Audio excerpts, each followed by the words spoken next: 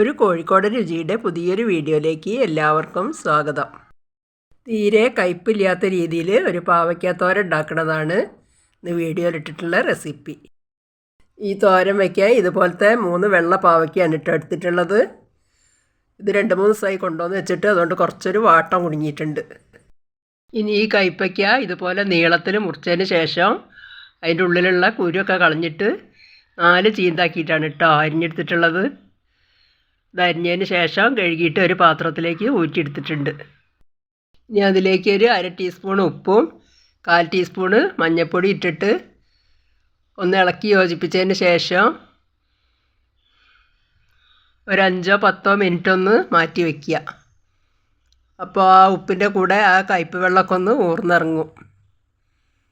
ഒരു 5-8 മിനിറ്റ് ആയിട്ടുണ്ട്. ഇനി ആ പാവയ്ക്ക് ഒരു അരിപ്പയിലേക്ക് ഊറ്റി മാറ്റുക. ഇത്രയും വെള്ളം ഉപ്പിൻ്റെ കൂടെ ഊർന്നിറങ്ങിയിട്ടുണ്ട്. ഇനി തോരൻ ഉണ്ടാക്കാൻ തുടങ്ങുക. അതിനൊരു ചീനച്ചട്ടി അടുപ്പത്ത് വെച്ചിട്ടുണ്ട്. ചട്ടി ചൂടായപ്പോൾ കുറച്ച് വെളിച്ചെണ്ണ ഒഴിച്ചെടുത്തിട്ടുണ്ട്.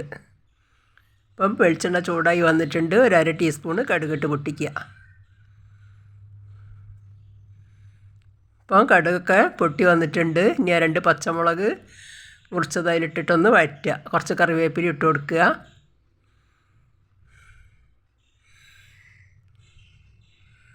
ഇനി ഒരു സവാള അരിഞ്ഞത് ഇട്ട് കൊടുക്കുക. അതൊന്ന് നല്ലോണം വഴറ്റിയെടുക്കുക.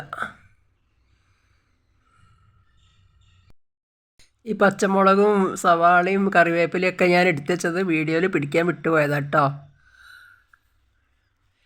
ഈ ഉള്ളി നല്ലോണം ഒന്ന് വഴറ്റിയെടുക്കുക. നല്ലോണം ഒന്ന് വഴറ്റി വന്നിട്ടുണ്ട്. ഇനി അരിഞ്ഞ് വെച്ച പാവയ്ക്ക് അതിലേക്ക് ഇട്ട് കൊടുക്കുക. ഒരു 1/4 ടീസ്പൂണ് മുളക് പൊടി, 1/4 ടീസ്പൂണ് ഉപ്പ് ആദ്യം പാവയ്ക്കൻ്റെ ഇട്ടിട്ടുണ്ടായിരുന്നു. അതുകൊണ്ട് അതിന് കണക്കാക്കിയിട്ട് ലേശം ഇട്ട് കൊടുത്താൽ മതി. എന്നിട്ട് നല്ലോണം ഇതൊക്കെ കൂടി ഒന്ന് ഇളക്കി യോജിപ്പിച്ചതിന് ശേഷം ഒക്കെ കൂടി നടുവിലേക്ക് ഒന്നിങ്ങനെ തട്ടിപ്പൊത്തി വെച്ചിട്ട് ഒരു മൂടി എടുത്തിട്ട് അടച്ച് വയ്ക്കുക. ഇപ്പോൾ ഒരു 5-8 മിനിറ്റ് ആയിട്ടുണ്ട്. ഇനി മൂടി ഒന്ന് തുറന്ന് നോക്കുക. ഈ സമയത്തൊക്കെ ഗ്യാസ് ഒരു മീഡിയം ഫ്ലെയിമിൽ വേണം കേട്ടോ വയ്ക്കാൻ. മറ്റേ അടി കരിഞ്ഞോവാനുള്ള സാധ്യത ഉണ്ട്, തീരെ വെള്ളമില്ലാത്തതിനെ കൊണ്ട്. ഇനി ഈ പാവയ്ക്ക നല്ലോണം ഒന്ന് ഇളക്കി യോജിപ്പിച്ചതിന് ശേഷം ഒരു കഷ്ണം എടുത്തിട്ട് കൈ കൊണ്ടൊന്നും ഇങ്ങനെ ആക്കി വയ്ക്കിയാൽ വെന്തീനോന്ന് അറിയാം കേട്ടോ. അപ്പോൾ നല്ലോണം വെന്തിട്ടുണ്ട്. ഇനി അതിൻ്റെ നടുവിലായിട്ട് ഒരു 3 ടേബിൾ സ്പൂണോളം തേങ്ങ ചിരകിയത് ഇട്ട് കൊടുത്തിട്ടുണ്ട്. ഇനി ആ ബാക്കിയുള്ള പാവയ്ക്കൊക്കെ അതിൻ്റെ മുകളിലേക്ക് ഒന്ന് തട്ടിപ്പൊത്തി വെച്ചതിന് ശേഷം ഒരു മൂടി അടച്ചിട്ട് 2 മിനിറ്റും കൂടി ഒന്ന് ആവി കയറ്റിയെടുക്കുക. ഇപ്പോൾ 2 മിനിറ്റ് ആയിട്ടുണ്ട്. മൂടി തുറന്ന് നോക്കുക.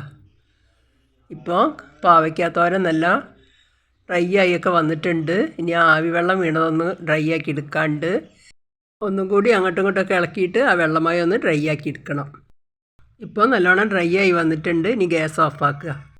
അങ്ങനെ ടേസ്റ്റി ആയിട്ട് കയ്പില്ലാത്തൊരു പാവയ്ക്കാത്തോരൻ ഇവിടെ റെഡി ആയിട്ടുണ്ട്. ഇതൊരു പാത്രത്തിലേക്ക് മാറ്റിയിട്ടുണ്ട്.